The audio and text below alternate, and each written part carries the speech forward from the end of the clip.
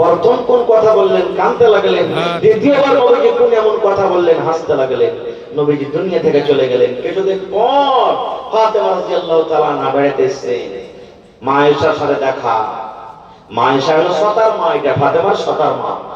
এবারে মা আয়েশা বলছেন, বেটি রে একটা কথা বলবো রে মা। বলছে, কি গো মা?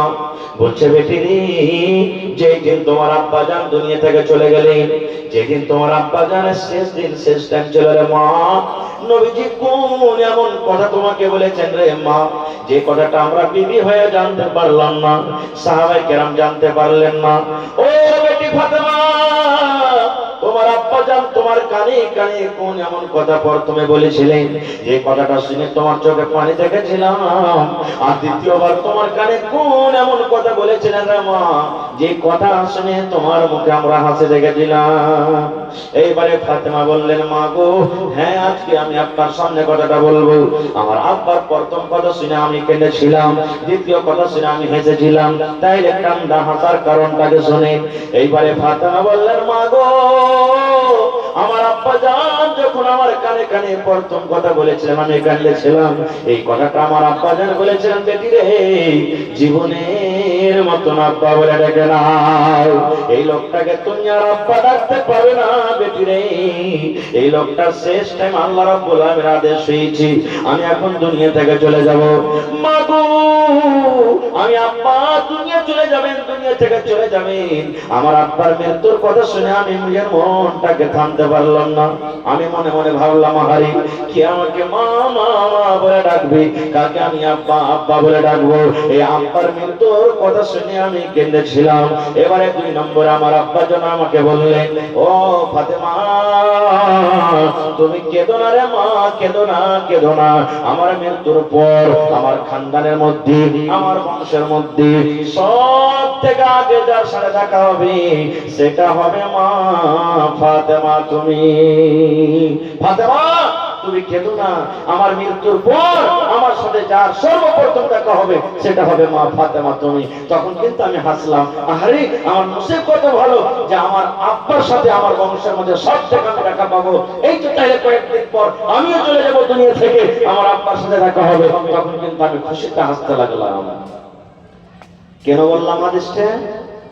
নবীজি নিজের মেয়ের আগে কত ভালোবাসতেন যে নিজের মৃত্যুর কথাটা বিবিকে জানালেন না, সাহাবায়ে কেরামকে জানালেন না, নিজের কলিজার টুকরা মেয়েকে জানালেন।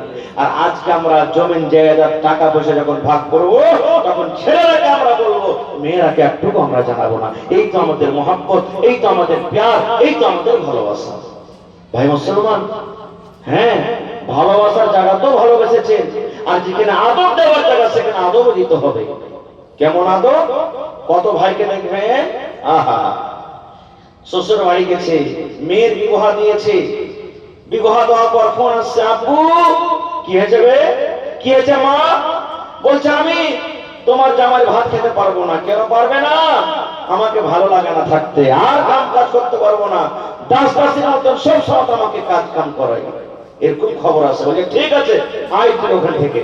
যখন মায়ের বাড়ি এসেছে, জামাইটাকে কোন রকম ফোন করে ডেকেছে, আর টাকা পর একবারে তাকে খোঁটা দড়ি করে বেঁধে দিয়েছে, আর বলছে 5টা ছেলেকে ডাক, 5টা লোকজনকে ডাক, আর 5 লাখ টাকা খরচ হয়েছে, দিয়া দিয়ে তালাক করে তুই বাড়ি থেকে চলে যা। এরকম আমরা করেছি না?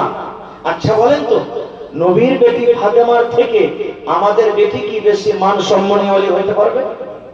একটু কথা বলে, নবীর থেকে কি আমরা বড় হইতে পারবো? ইমাম হাসান হোসেন থেকে কি আমরা বড় হইতে পারবো? হযরত আলী রাদিয়াল্লাহু তাআলা থেকে আমরা হইতে পারবো বড়?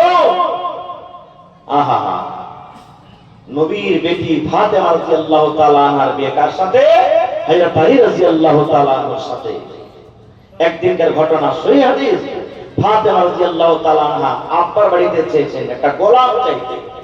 গোলাম বুঝেন তো, চাকর, দাস দাসী চাইতে। লড়াই করে যুদ্ধ করে নবীজি গোলাম দাস দাসী পেয়েছিলেন। ফাতেমা শুনলেন আমার কিছু হেল্প হবে, কাজ কাজে আসান হবে। ফাতেমা আব্বার বাড়ি চলে গেলেন। আমাদের বাড়িতে আমাদের মেয়েরা আসে না, আব্বাজি মুরগি দাও, আব্বাজি ছাগল দাও, আব্বাজি বদনা দাও, আব্বাজি কাপড় দাও, আব্বাজি এই দাও, চাহে কি চাহে না ভাই? চাহিতে চলে এলেন। যে সময়তে আব্বার বাড়ি গেলেন ওই সময়তে নবীজি কিন্তু বাড়িতে নেই, কোনো কামে কাজে চলে গেছে। বাড়ি থেকে আছেন মা